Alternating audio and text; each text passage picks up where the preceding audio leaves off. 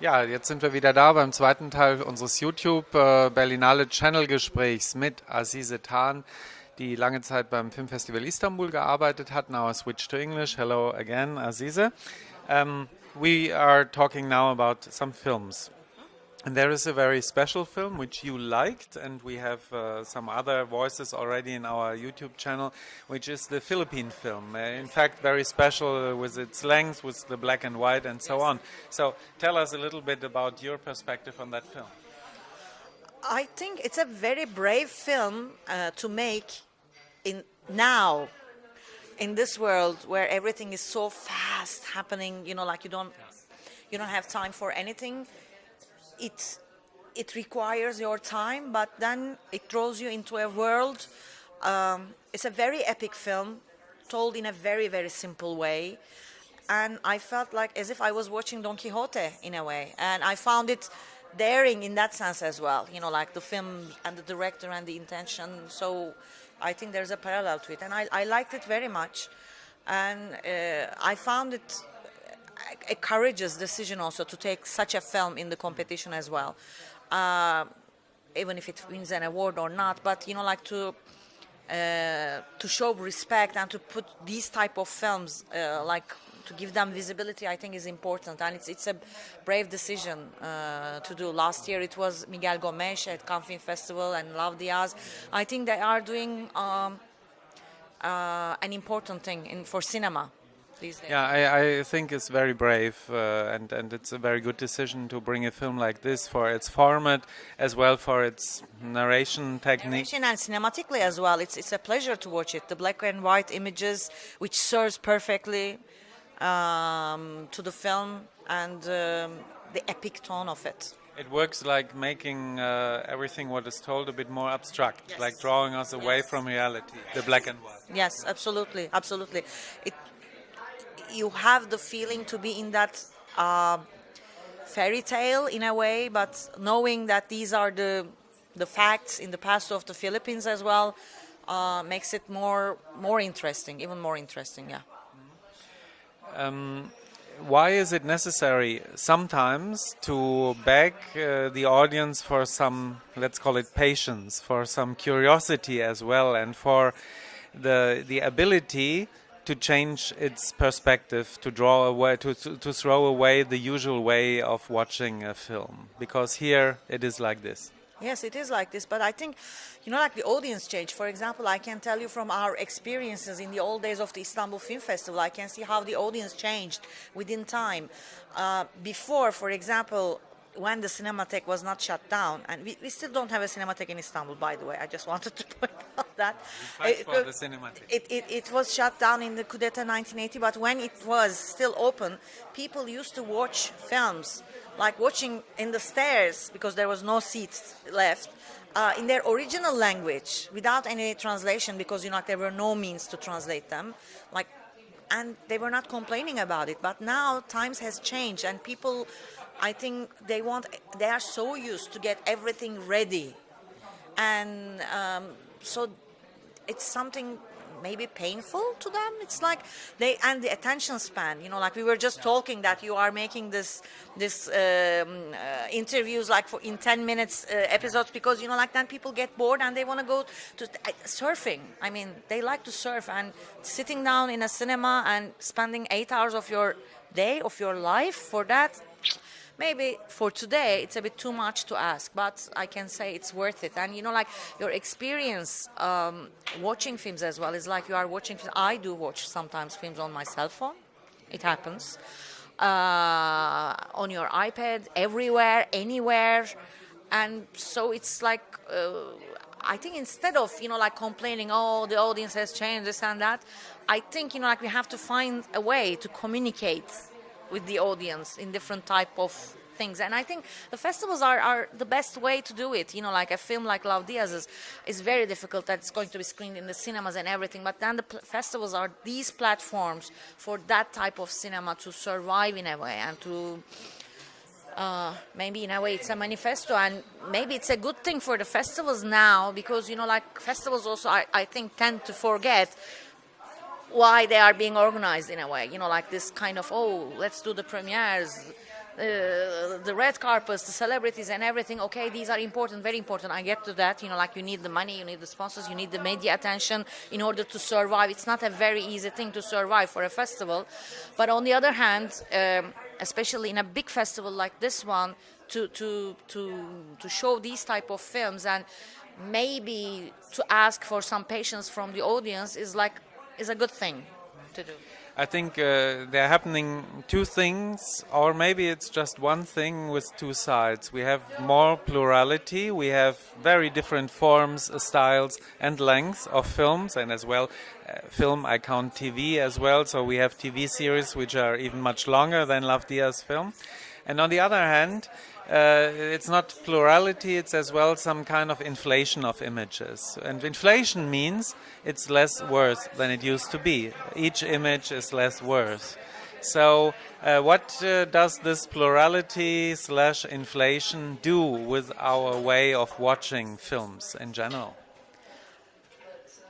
First of all, I think we are not concentrating on a film if we are not, unless even when you are watching it in a cinema. It's like now people are doing many things at the same time. Cell phones in the cinema. They are tweeting about the film in the cinema.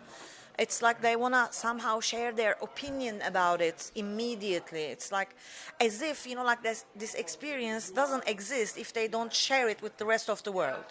So this is something very, very interesting to me. And, or for example, for TV, you are watching the TV, you are talking on telephone, you are lighting a message. It's like all at the same time. So it's like, I think this is a new generation. It's something that my husband works in the technology, and he says, okay, I'm working on technology and we are producing technology, but we are not the users of that technology. I think it's the younger generation who knows how to use that technology that, in fact, our generation kind of produced or found, and they will somehow define where it's going in a way, because with so much, as you said, with so much content around the world in so many different media now, not just cinema or anywhere, maybe that's why festivals or somewhat, it's important to make an event out of things in order to attract the attention, to make it cool. That's kind of in a way, the things that the festivals are trying to do as well, like with all these celebrities and with all this publicity and everything, to draw a little bit the attention of the people. There is something cool going on, so maybe I should go and be there. But then on the other hand, this is something destroying it as well. So it's like, I think we have to find a middle way. I don't know. I don't have the answer myself, but because it's changing so fast at the same time. So we are going to experiment and we are going to see. But I think now the answer is more, since everything is so interactive, it's to be interactive with the audience. It's not, it's not like, okay, I chose the film, I'm showing them and just you sit down and watch. No, they have an opinion and they have also an environment when they can voice those opinions. And I think we have to find a middle way to talk to each other, but to ask for their patience as well. Well, yeah, I'm tempted to go to this point, but this would take too much time, maybe for another talk.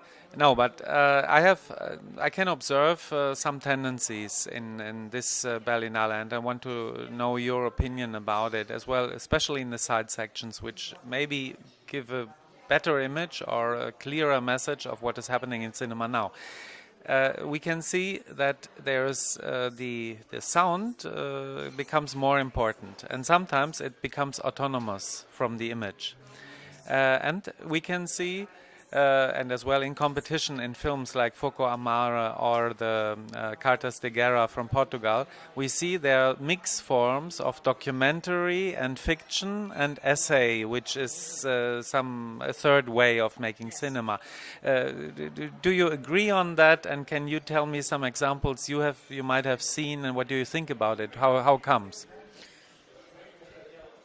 Wow, that's a very interesting question that we could again talk for hours. I think I remember many years ago there was the first animation accepted to Berlinale, and then afterwards which won Best Film Award. Chihiro's journey.